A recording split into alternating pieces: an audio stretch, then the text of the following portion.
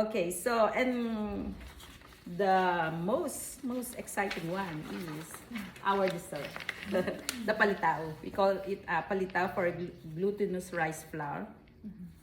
So the palitaw, I will show you later on, but how to do this one, the glutinous rice. So you will need a dough, like you will scoop, you put it in the water, and then make a dough, and then scoop 1 tablespoon. You can do more than 1 tablespoon, but it's too hard to cook.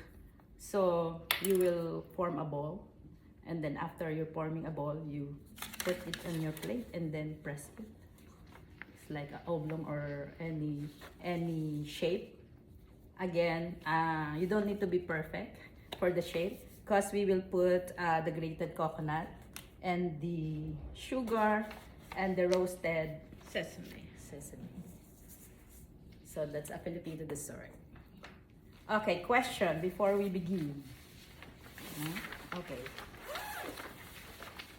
Divide your team into.